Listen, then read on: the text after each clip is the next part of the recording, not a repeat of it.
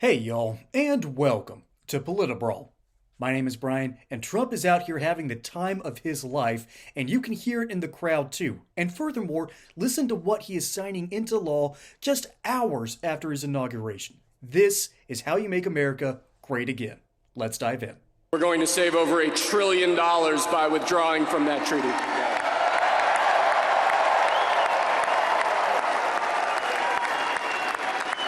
And the next item, sir, is a letter that will be transmitted to the United Nations explaining that we are withdrawing from the Paris Climate Treaty.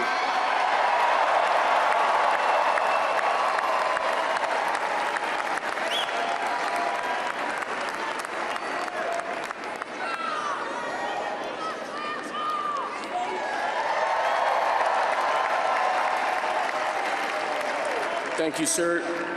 This next item is a directive to the federal government ordering the restoration of freedom of speech and preventing government censorship of free speech going forward.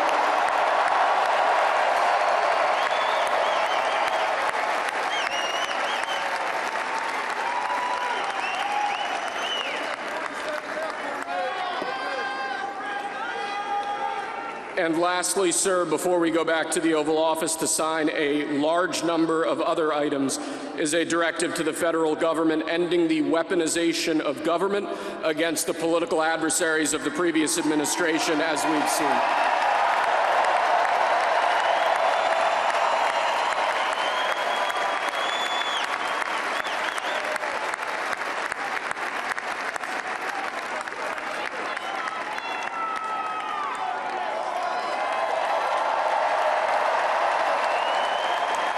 Thank you very much, sir. Appreciate it.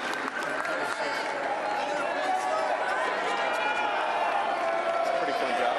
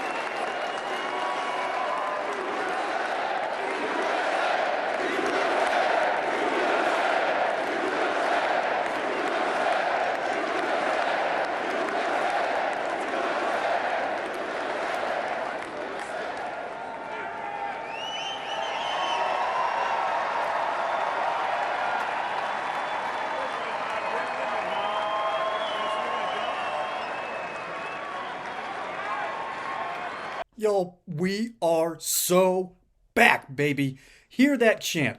We're not good at keeping in time. Remember, we often clap on the offbeat. But remember, there's one chant we know above all others, and that's the USA chant. And man, that crowd was rocking in Capital One Arena. And I don't blame them one bit.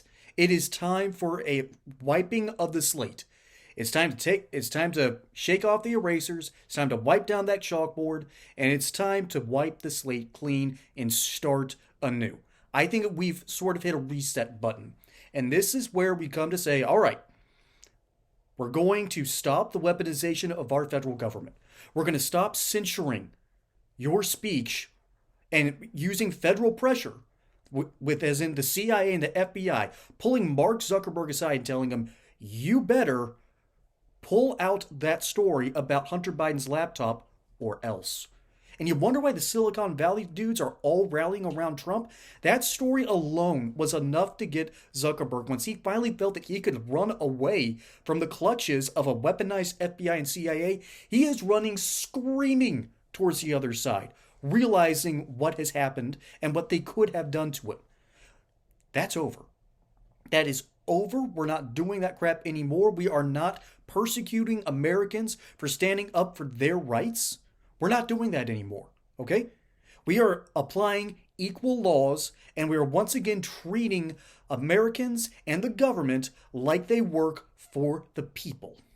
We're starting to do that once again. We're starting to treat Americans under that equal idea that was in our first real document, that is the Declaration of Independence, that all men are created equal. That idea of being equal under the law is the best ideal in civilization history that is not related to any religion, okay? And yet that's where it comes from. But again, that's not what this channel's for. What we're here for is to remind you and show you clips of what's going on and what's changing in the world. We are now out of the climate accords, that stupid Paris Climate Accords treaty that does nothing to curtail the ever-growing third world and their thirst for more energy. Ultimately, that whole thing is an attempt to transfer money from Peter to pay Paul. It's nuts. It makes no sense, and we aren't caring about the doomsdayers that are telling us, oh, the world's ending. Listen, we're done. We are done listening to the nonsense. We are done catering to the woke. We are done allowing this stuff to be pushed down our throats wholesale. But we aren't going after our opponents like the Democrats were doing to Donald Trump for the past 4 years. And arguably what Obama did to Republicans and conservative groups with the IRS back when he was president. And you can say, oh, this all goes back to that stupid impeachment of Bill Clinton. If we had impeached him and actually had the stones to do so, we might not be facing the corruption that happened after 9/11. Okay? We might not have seen the insanity, but instead, we gave Bill Clinton a pass, even though he lied to the face of Congress.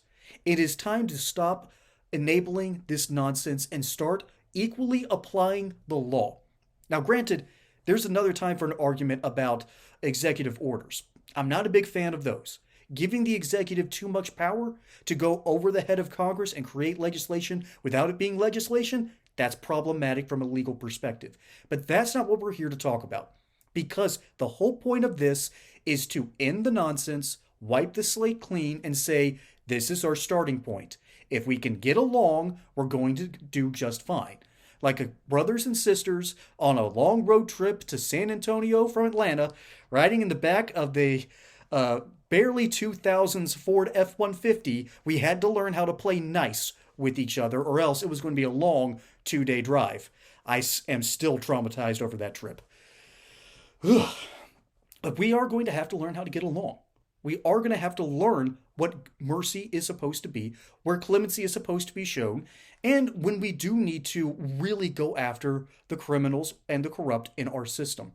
That's going to be the question that we're looking at, but Donald Trump himself, he will hold grudges, but he holds grudges in the personal sphere.